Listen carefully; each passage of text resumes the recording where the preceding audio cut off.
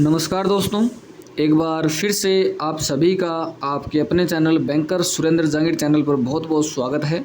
उम्मीद करता हूं आप सभी स्वस्थ होंगे और अच्छे से अपनी बैंकिंग की प्रिपरेशन कर रहे होंगे।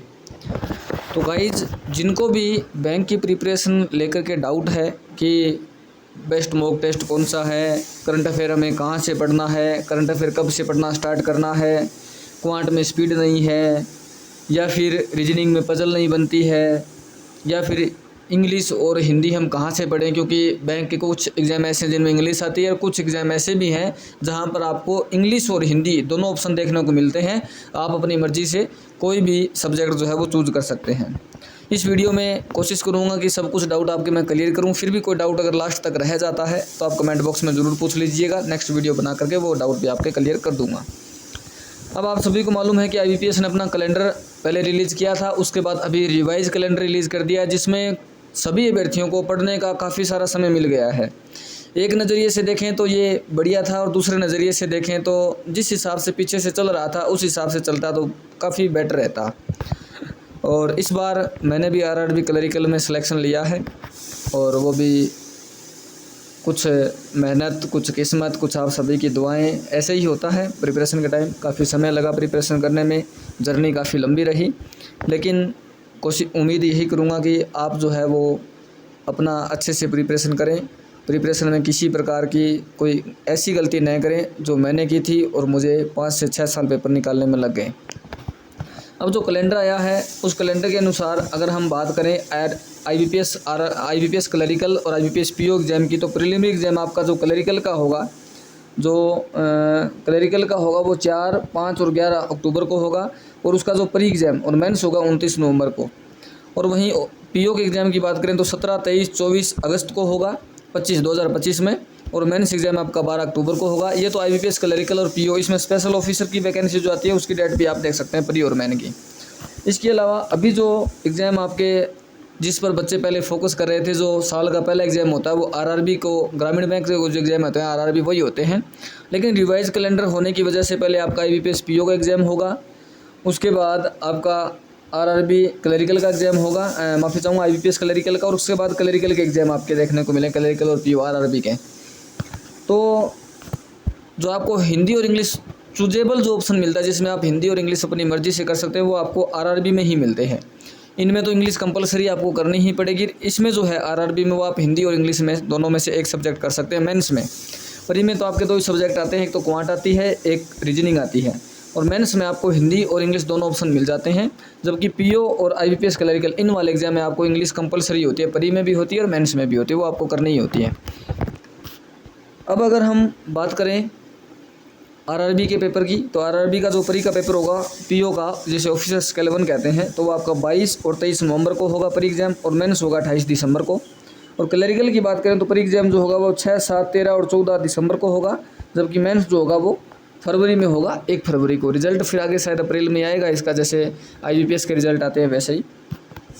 अब प्रिपरेशन आपको कैसे करनी है, जिस हिसाब से ये कैलेंडर रिलीज़ हुआ है, अगर आप IBPS PO और IBPS क्लरिकल की तैयारी कर रहे हैं तो आपको करंट अफेयर अपना मई महीने से शुरू कर देना है। मई महीना जो भी निकला है उसे शुरू कर देना है। यदि आपने नहीं शुरू किया तो भी कोई दिक्कत नहीं, आप 1 जून से शुरू कर दीजिए। अगर 1 जून भी आप नहीं चाहते तो भी कोई इशू नहीं, अगर आप 1 जुलाई से भी शुरू करते हैं तब भी कोई आपको दिक्कत ज़्यादा नहीं आएगी, क्योंकि 4 महीने 5 महीने का करंट अफेयर आपका सफिशिएंट रहता है। मेंस एग्जाम आपका इसका अक्टूबर में है, अक्टूबर मतलब 10वां महीना, आपने जुलाई से शुरू कर दिया है, जुलाई, अगस्त, सितंबर, अक्टूबर 4 महीने आपके सफिशिएंट हैं। वहीं PO में अगर सिलेक्शन नहीं हुआ तो क्लरिकल आपका जो मेंस एग्जाम है वो नवंबर में है, तो जुलाई, अगस्त, सितंबर, अक्टूबर और नवंबर 5 महीने का करंट अफेयर आपका यहाँ सफिशिएंट रहेगा। और जुलाई से अगर आपने शुरू किया है तो आपका दिसंबर और फरवरी यहाँ तक तो बहुत अच्छा करंट अफेयर हो जाएगा RRB एग्जाम के लिए, तो आप जुलाई से भी शुरू कर सकते हैं। अभी मैंने भी मई से शुरू कर रखा था, 10-12 मई तक के जो करंट अफेयर है वो रिवाइज़ किए थे, याद भी किए थे, लेकिन वो जो करंट अफेयर आपका PO में काम करेगा। लेकिन अगर मई निकल गया है, आप प्रिपरेशन नहीं कर पाए, कोई दिक्कत नहीं, जून से शुरू करिए। जून भी निकल गया है तो आज जो दिनांक है इस दिनांक से जून का शुरू कर दीजिए। अगर अभी भी आप 5-7 दिन नहीं करना चाहते तो जुलाई से शुरू कर दीजिएगा, वो भी आपका सफिशिएंट रहेगा। ऐसा कुछ इश्यू नहीं है कि ज़्यादा करेंगे तो ज़्यादा होगा। करंट अफेयर जो होता है वैसे कहें तो अनएक्सपेक्टेड होता है, कुछ भी करंट अफेयर में आ सकता है, लेकिन बस आपको रीडिंग करते जाना है और रिवाइज़ करते जाना है। एक स्पेसिफिक जो आपका टाइम रहेगा उस पर पीछे का जितना आपने पढ़ा है वो रिवाइज ज़रूर करते रहिएगा। करंट अफेयर का ये रोल है कि आप रीडिंग के साथ साथ रिविज़न बहुत ज़्यादा ज़रूरी है। करंट अफेयर कहाँ से करना है? करंट अफेयर के काफ़ी सारे सोर्स हैं। एक तो यूट्यूब पर आप कपिल काठपाल सर से कर सकते हैं, बेस्ट टू बेस्ट टीचर हैं। एक जो पीयूष सर हैं उनसे भी कर सकते हैं, बेस्ट टू बेस्ट सर हैं। यूट्यूब पर तो आपको फ्री में मिल जाए। कुछ पांडे सर भी करवाते हैं, वो भी आप कर सकते हैं। शीतल मैम है ओली बोर्ड पर, उनका भी करंट अफेयर आप कर सकते हैं, लेकिन करिएगा एक टीचर को फॉलो। और जब एक टीचर को फॉलो करने लगे तो ब्लाइंडली फॉलो कर लीजिएगा, दूसरे टीचर के पास आपको मूव करने की ज़रूरत नहीं है। और अगर आप चाहें जिनका करंट अफेयर और भी इन सबसे भी बेस्ट है, जिनका मैंने भी पढ़ा है, वो है गौरव गोरख सर, जीजी सर उनको बोलते हैं, जीजी गौरव गोरख सर। ये करंट अफेयर आपको, उनकी एप्लीकेशन है एक स्टडी IQ, और उस स्टडी IQ एप्लीकेशन पर आपको 499 रुपये में ये करंट अफेयर मिल जाएगा, वो भी 1 साल के लिए। कई बार ऑफर आता है तो 499, और कई बार ऑफर नहीं आता है तो थोड़ा सा ज़्यादा भी होता है, तो आपको थोड़ा सा वेट भी कर लेना, ऑफर उसमें मिल जाएगा आपको। 499 में ये करंट अफेयर मिल जाएगा। उसमें कोड यूज़ करना होता है, एक सर का एक पर्सनल कोड है, वो यूज़ करेंगे तो 499।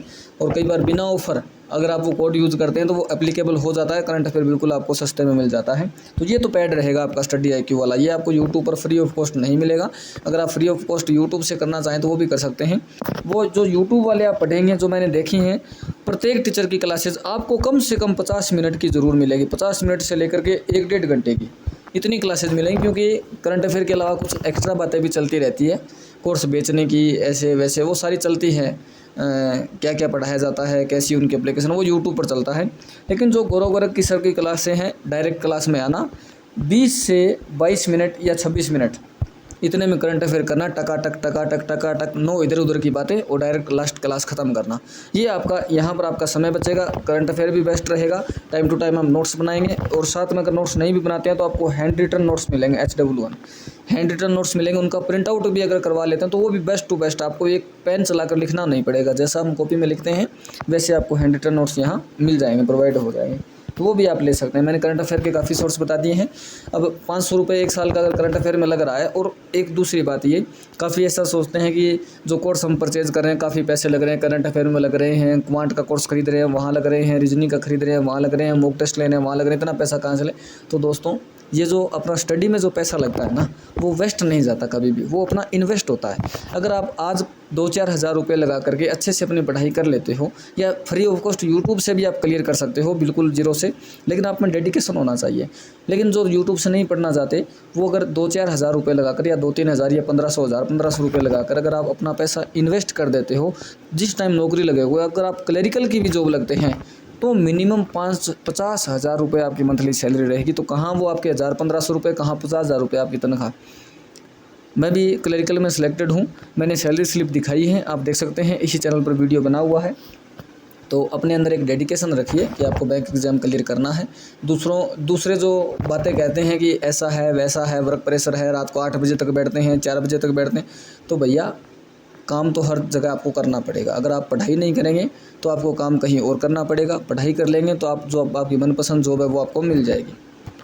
पढ़ाई कर लेंगे, काम तो करना पड़ेगा। जो हम अगर बैंक में भी आप काम कर रहे हैं या मैं काम कर रहा हूँ तो हम मजदूरी कर रहे हैं, हम नौकरी कर रहे हैं, प्राइवेट कंपनी में काम कर रहे हैं, वहाँ भी हम मजदूरी कर रहे हैं, या फिर इस तपती धूप में, गर्मी में, सर्दी में जो हम किसी और काम कर रहे हैं वो भी अपनी मजदूरी है। तो मजदूरी है, बस सैलरी का फ़र्क है, बैठने का, काम करने का। और पढ़ाई जिसने जितनी ज़्यादा कर रखी है, जितनी बढ़िया कर रखी है, उसकी नौकरी या उसका जो काम है वो इतना ही आरामदायक कह सकते हैं, या उतना ही आसान कह सकते हैं। और जीवन में इच्छाएं कभी ख़त्म नहीं होती। अगर आप छोटी नौकरी पे सेलेक्ट होते हैं तो आपके 40-50 हज़ार रुपये सैलरी, RRB क्लरिकल में अगर आप सेलेक्ट होते हैं तो इतनी। और वैसे भी इसमें जैब के प्रमोशन वगैरह सारे हैं, सैलरी इंक्रीमेंट है, ऐसा चलता रहता है। अगर PO में सेलेक्ट होते हैं तो वहीं लाख रुपये सैलरी, 90,000 85,000 रुपये तनख्वाह। जितनी बड़ी पोस्ट पर आप पहुँचेंगे उतनी सैलरी आपकी ज़्यादा रहेगी।